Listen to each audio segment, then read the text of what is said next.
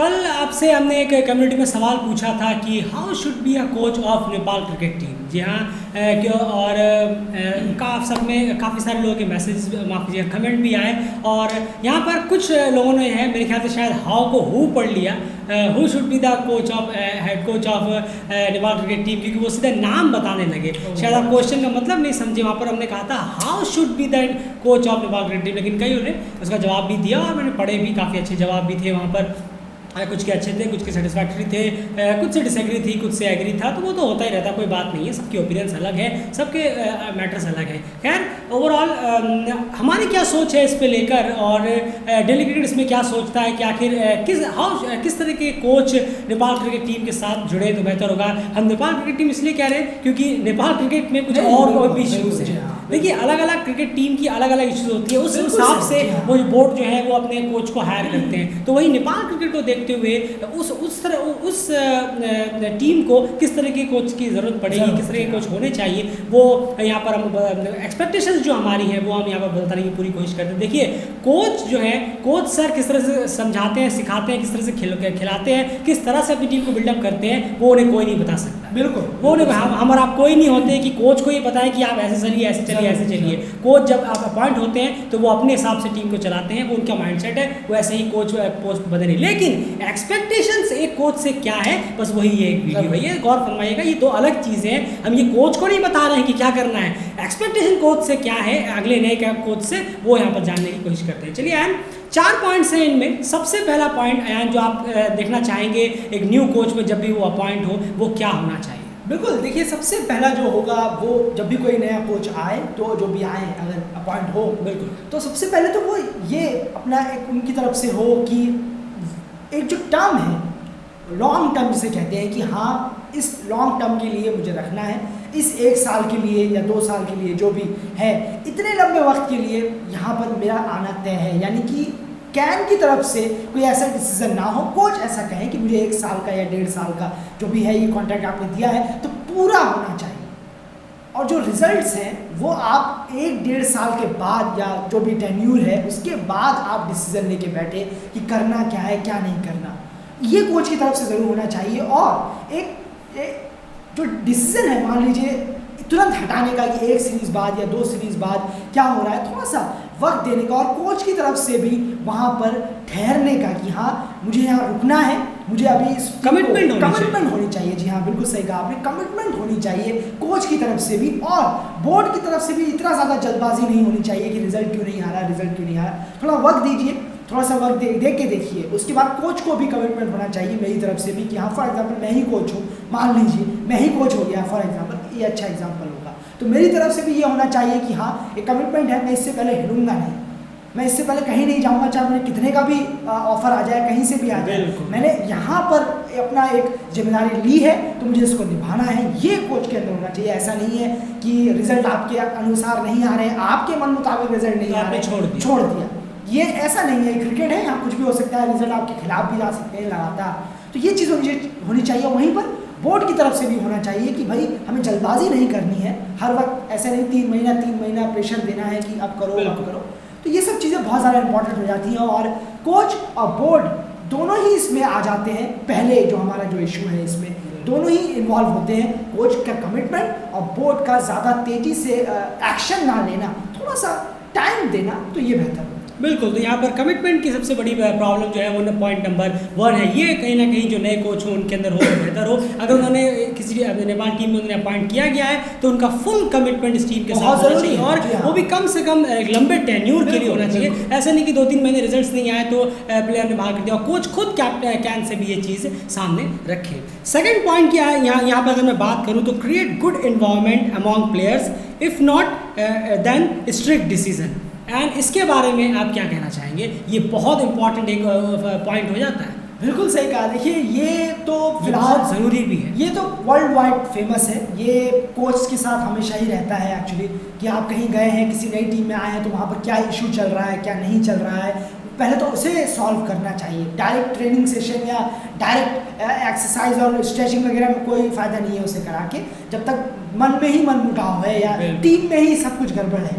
तो ये चीज़ इन्वॉल्वमेंट जो है वहाँ का वो एक होना चाहिए। डिसीजन जब चल रहा हो तो सब उस पर हामी भरने चाहिए, ऐसे नहीं कि हाँ कर लो यार, वहाँ जाके फिर वही मन में है, कोई किससे क्या शेयर कर रहा है, कोई क्या ग्रुप बना रहा है, ये सब चीज़ें होंगी तो कोच भी कुछ नहीं कर पाएंगे, फिर रिजल्ट खराब आएगा, फिर 6 महीने में बाहर हो जाएंगे, तो फिर ये इन सब से कुछ नहीं होगा।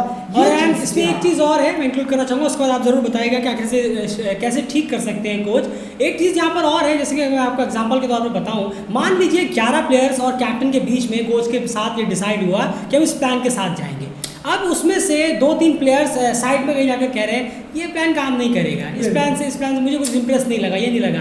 अब वो क्या है, वहाँ पर ये चीज़ें अगर माइंड में होती हैं तो कहीं ना कहीं ये क्लियरली पता चलता है कि डिफरेंस ऑफ गैप जो है प्लेयर्स के बीच में ज़रूर है। आपको 11 के 11 यूनाइट होकर ग्राउंड पर उतरना होगा, जो इस वक्त बिल्कुल भी नहीं है। एंड अशोक मल्होत्रा सर जो अभी आए थे, उन्होंने भी ये बात उठाई है कि मुझे ऐसा सुनने में आया कि टीम में जो है वो एक यूनिटी इस वक्त नज़र नहीं आ रही है, प्लेयर्स में कहीं ना कहीं कुछ डिस्प्यूट है। ये चीज़ें टीम को बहुत नुकसान पहुँचाती हैं और आप देख रहे हैं वो पहुँचा भी रही हैं। एंड इसको कोच जो है, जो न्यू कोच हो, उनके अंदर क्या एक एबिलिटी हो, किस तरह से इस चीज़ को ठीक कर सकते हैं। ज़रूर देखिए, ये तो होता ये है कि प्लेयर जो है उनको आप जब नहीं, एक सबसे बोल्ड डिसीजन तो यही होता है इन सबको थोड़ा हैंडल करने का। चलिए आप मौका दे रहे हैं, सुधर नहीं रहे हैं, आपको दिख रहा है, तो थोड़ा सा आप उन्हें थोड़ा टाइम दीजिए। आई एम सॉरी, आप हैं प्लेयर, ज़रूर रहे होंगे, पर अगर आप टीम को नुकसान पहुंचा रहे हैं, कौन सा ऐसा फैन है जो देखना चाहेगा कि टीम बस नुकसान में जाए और ग्रुप चलता रहे? बिल्कुल, कोई ऐसा फैन है तो ज़रूर हमें बताए कि हाँ मैं अपने देश को देखना चाहूँगा बर्बाद हो जाए क्रिकेट में और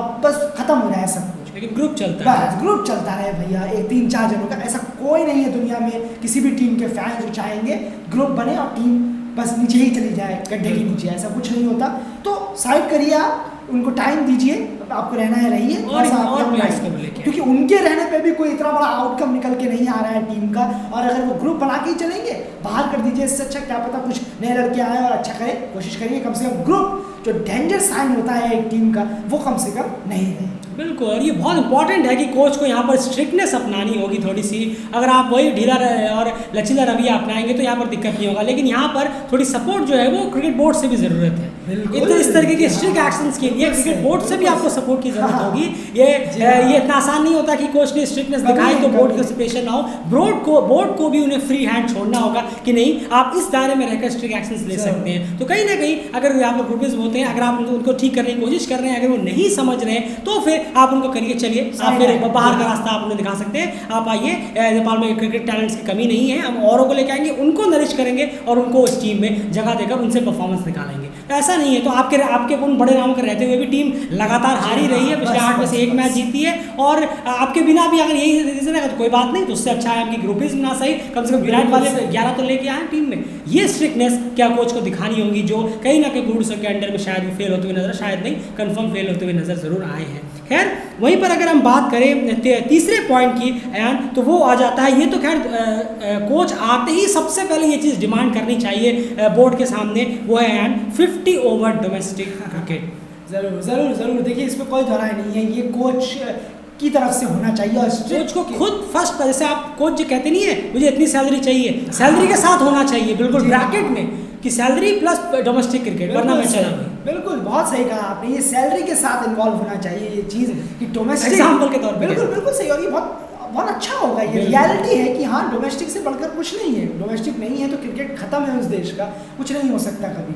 पर अगर कोच आके यहाँ कहें, बोर्ड से बात करें, हमें डोमेस्टिक चाहिए, 50 ओवर चाहिए, आपका वो 3 डे 4 डे वाला जो फॉर्मेट आप कुछ लाने की कोशिश कर रहे हैं, भैया माफ़ करिए पर 50 ओवर ज़रा ज़रूर चालू करवाइए। पहले तो कब से बंद पड़ा हुआ है 50 ओवर, कोई नामो निशान है नहीं, इसे चालू करवाइए तो कुछ बेहतर होगा, कुछ बेहतर लड़के आएंगे, कुछ प्लेयर्स हमें मिलेंगे, वरना इन्हीं के इर्द गिर्द हम घूमते हुए जो प्लेयर्स खेल रहे हैं वो भी सीखेंगे बस। और ये लोग कहाँ जाके सीखेंगे, घर बैठ जाएंगे और बस अपना थ्रो डाउन कुछ प्रैक्टिस करेंगे, तो इससे क्या इंटरनेशनल लेवल की तैयारी होगी। आई एम सॉरी, ऐसा नहीं है। तो आपने बिल्कुल सही कहा, कोच आए हैं तो स्ट्रिक्ट के साथ बात करें कि भाई 50 ओवर का, जैसे यूएई में अभी आप देखिए रॉबिन सिंह सर ने इतना अच्छा तरीके से D50 चलाया, डोमेस्टिक को लेके आए, वो उन्होंने तुरंत आते के साथ ही कहा कि मुझे डोमेस्टिक चाहिए। अब देख लीजिए आज यूएई का जो 2019 के बाद टर्नओवर हुआ है वो किस तरीके से बिल्कुल शानदार हुआ है, क्योंकि रॉबिन सिंह सर का इंटरव्यू आया था, मैंने उसी में पढ़ा था उन्होंने कहा था जब मैं टीम में आया तो मैंने देखा कि बहुत सारे डोमेस्टिक में कई सारे चीज़ें जो ठीक करने की ज़रूरत थी, और उन्होंने कहा कि मुझे आप कुछ दे ना दें, लेकिन सबसे पहले मुझे 50 ओवर का डोमेस्टिक क्रिकेट चाहिए। मुझे टूर्नामेंट को और आने वाले वक्त में और ज़्यादा बढ़ाने की उन्होंने बात करी है, और एक आध टूर्नामेंट 50 ओवर से रिलेटेड या फिर और मल्टी डे से रिलेटेड बढ़ाने की कोशिश की है। तो यही चीज़ है, कोच जो भी आए वो बहुत ज़्यादा फोर्स करे इस चीज़ को लेकर कि आप 50 ओवर क्रिकेट को बहुत ज़्यादा डोमेस्टिक में अपने अप्लाई करें, ज़्यादा से ज़्यादा 50 ओवर कराने की कोशिश करें। आप स्कॉटलैंड को देखिए, क्या उनके अंडर 15 अंडर 17 के लड़के जो है वो 50-50 स्कोर का गेम खेल रहे हैं, और यहाँ पर एक टीम है जो नेशनल टीम है वो 1.5-2 साल से उन्होंने 50 ओवर का कोई डोमेस्टिक टूर्नामेंट ही नहीं खेला है। तो ये बहुत सोचने वाली बात है, बहुत बड़ा कंसर्न है, और ये कोच को उठाना होगा, आने वाले कोच को जो भी नए होंगे ये सामने, कि 50 ओवर डोमेस्टिक कितना इंपॉर्टेंट है टीम के लिए। खैर उसके बाद यार लास्ट बट नॉट लीस्ट बहुत इंपॉर्टेंट पॉइंट है, just stick to the basic problem of the team. बिल्कुल बिल्कुल, ये तो बहुत ज़्यादा है, यानी कि हम यहाँ बैटिंग की बात कर रहे हैं, ये सबसे बड़ी प्रॉब्लम है, और जो कोच आए वो इसी पर ध्यान दें तो बहुत ज़रूरी होगा। ये नहीं है, क्योंकि आप हम जानते हैं कि नेपाल की बैटिंग किस तरीके से स्ट्रगल करती है, इसको सुधारने की बहुत ज़्यादा ज़रूरत है, इसके पीछे लगने की ज़रूरत है, कुछ नए नए तरीके बताने की ज़रूरत है, उनकी कमज़ोरी पर काम करने की ज़रूरत है। अगर आपको 5 घंटे मिलते हैं तो मैक्सिमम टाइम आप बॉलर, फॉर एग्जांपल मान लीजिए 5 घंटे मिल रहे हैं सेशन के लिए, तो आप मैक्सिमम टाइम कोशिश करें कि एक बैटिंग यूनिट के साथ आप बात करें, उनके साथ थोड़ा सा टाइम स्पेंड करें। बॉलिंग यूनिट के साथ आप कुछ टाइम देंगे बेहतर होगा, कोई बात नहीं, बॉलिंग कोच भी मौजूद है। जी हाँ, बॉलिंग कोच इसके लिए मौजूद है, बिल्कुल, लेकिन बैटिंग कोच है नहीं, तो हेड कोच का काम बनता है कि वहाँ पर बैटिंग यूनिट को थोड़ा सा टाइम दे, और थोड़ा सा नहीं, काफ़ी टाइम देने की ज़रूरत है, क्योंकि एक दिन में सॉल्व नहीं होगा, काफ़ी वक्त लगेगा इसको लेके। तो टाइम देंगे तो वो जो काफ़ी वक्त है वो थोड़े कम वक्त में हो सकता है अगर आप टाइम ज़्यादा देंगे तो इस प्रॉब्लम को, क्योंकि हमें सभी को मालूम है, कोई अंधा नहीं है यहाँ पे तो देख नहीं पा रहा कि हाँ यार बैटिंग की तो दिक्कत है, चेज ही नहीं होता है या स्कोर हम खड़ा नहीं कर पाते हैं, तो कोच को ये बहुत ध्यान देने की ज़रूरत है, बजाय फील्डिंग पे या बॉलिंग पे उस पर करिए, मना नहीं कर रहे हैं, ये सब बहुत इंपॉर्टेंट हिस्सा है। फील्डिंग बॉलिंग स्पेशली क्या है, बॉलिंग के लिए ऑलरेडी एक कोच है, तो वो डिपार्टमेंट का है, उनका अलग करिए, उनको थोड़ा सा बोलिए कि अभी थोड़ा सा आप थोड़ा इन्हीं को सिखाइए, अभी थोड़ा मुझे इनको थोड़ा समझाने दीजिए कि कमजोरी में आखिर कहाँ दिक्कत आ रही है, इस चीज़ से बैटिंग पे ज़्यादा ध्यान देने की ज़रूरत है। बिल्कुल, इसमें कोई दोहराई नहीं है। और रना बॉल किस तरह से खेल रहा है, बहुत सारी चीज़ें ऐसी हैं, रना बॉल किस तरह से खेल रहा है, रन रेट के हिसाब से किस तरह से खेल रहा है, रन रेट कैसे बना के रखना है, रिक्वायरमेंट के हिसाब से कैसे खेलना है, ये सारी चीज़ें जो है बहुत ज़्यादा लैक करती है नेपाल की बैटिंग लाइनअप में अगर बात करूँ, और ये सब चीज़ों में ज़्यादा ध्यान देने की ज़रूरत है। सीधे आप आकर बेसिक पे अगर आप चोट मारेंगे, जो चीज़ें यहाँ पर टीम में ठीक नहीं है, जो बेसिक प्रॉब्लम है उस पर चोट मारेंगे, डेफिनेटली आपको रिजल्ट 6-8 महीने में ज़रूर निकल कर सामने आएंगे। यही सबसे इंपॉर्टेंट है। अगर आप दुनिया भर की चीज़ों को लेकर 1 घंटा बैटिंग कर ली, 1 घंटा फील्डिंग कर ली, 1 घंटा आपने ड्रिल कर लिया, 1 घंटा ये कर लिया, तो फिर वही प्रॉब्लम जो है वो वक्त ठीक होते होते होते होते बहुत लंबा टेन्यूर हो जाएगा। फिर कहीं ऐसा ना हो कि कोच खुद ही फिर से अपना दम तोड़ दे और कहे कि 6 महीने बाद मैं अभी माफ़ कीजिएगा रिजाइन दे रहा हूँ। तो ये सारी इंपॉर्टेंट चीज़ें यहाँ पर आ जाती हैं। डोमेस्टिक क्रिकेट देखिए, और भी कई सारी चीज़ें यहाँ पर चर्चा में चल रही हैं कि इंडिया में कुछ प्लेयर्स जा सकते हैं वहाँ बैटिंग मैचेस के लिए, प्रैक्टिस के लिए, ये सब अपनी जगह में है, ये सब अपनी जगह ठीक है। प्लेयर्स जाएँ, कितने दिन के लिए जाएंगे, 10 दिन 15 दिन मैक्स 20 दिन है, आपने मैचेस वगैरह खेल लिए, आप आपने कुछ थोड़ा बहुत वहाँ पर सीखा, आप वापस आ गए। मैं आपको यकीन से क्या, डील क्रिकेट आपको यकीन से कह सकता है कोई फ़ायदा नहीं होने वाला। जरूर आप कितना भी जाते रहे कहीं पे ट्रैवल करके 15-20 दिन या 20-25 दिन आप सीख के आए, मैचेस खेल के आए, कुछ खास एक्स्ट्रा जो आप सोच रहे हैं बहुत ज़्यादा इंप्रूवमेंट होगा, बिल्कुल भी नहीं होगा। आप जब तक अपने देश में डोमेस्टिक 50 ओवर क्रिकेट को बेहतर नहीं करेंगे, आप अपने देश में जब तक 50 ओवर डोमेस्टिक को रेगुलर नहीं करेंगे, बेहतर नहीं करेंगे, साल में कम से कम 2 बार हो तो बेहतर हो, 6 महीने में एक बार, 6 महीने में एक बार, उसको प्रायोरिटी रखें, टॉप प्रायोरिटी रखें। आपको और कोई चीज़ अपनी उसके लिए छोड़नी पड़े, ठीक है ना, इनको लेट करो, अभी ये महीना जो है पूरा का पूरा 50 ओवर डोमेस्टिक होगा ये, लेकिन वो चीज़ बिल्कुल भी निर्धारित है। आप जब तक 50 ओवर डोमेस्टिक को अपने एक टॉप प्रायोरिटी में नहीं लेकर आएंगे, आई एम सॉरी, आप कुछ भी ये कर लें, यहाँ कितने भी बड़े बड़े नाम कोच से ले आएँ, कुछ खास फायदा आपको होता हुआ देखने को नहीं मिलेगा, क्योंकि उन बैट्समैनों को मैचेस और वक्त भी तो चाहिए, प्लेटफॉर्म भी तो चाहिए जहाँ पर वो अपनी गलतियों को सुधारेंगे। एक किसी सीरीज से पहले आयान 1-2 दिन के लिए अगर आप प्रैक्टिस सेशन करा दें, वहाँ पर 3-3 घंटे की बैटिंग सेशन हो जाए, तो क्या आपको लगता है कि उस सीरीज में धमाकेदार सब स्कोर पे स्कोर करने लग जाएंगे? बिल्कुल ऐसा नहीं हो सकता। ऐसा नहीं हो सकता। देखिए, जब तक खुद के यहाँ पर स्ट्रॉन्ग होल्ड ना हो, खुद के यहाँ पर कुछ चीज़ें ना हो, प्लेयर जाके घर पर टूर्नामेंट सीरीज खेल के बैठ जाएं, लंबे वक्त तक बैठ जाएं, ऐसा नहीं होता है। ये इतना लंबा वक्त आप सोचिए, अभी का ही वक्त ले लीजिए, फॉर एग्जाम्पल अभी मान लीजिए ना, अभी जुलाई चल रही है, आज 20 तारीख 21 तारीख हो गई, अगस्त पड़ा हुआ है, ये पूरा सीजन पड़ा, ये पूरा महीना पड़ा हुआ है, क्या है, बैठे हुए हैं प्लेयर। आएंगे सीरीज से, ठीक है, जैसा आपने कहा एक हफ्ता पहले कुछ चलेगा, एक हफ्ता भी नहीं, 2-3 दिन पहले चलेगा, सोचेंगे कि हमें रिजल्ट मिलेगा, उसमें उतना ही मिलेगा जितना वो लड़के कर पा रहे हैं। बिल्कुल।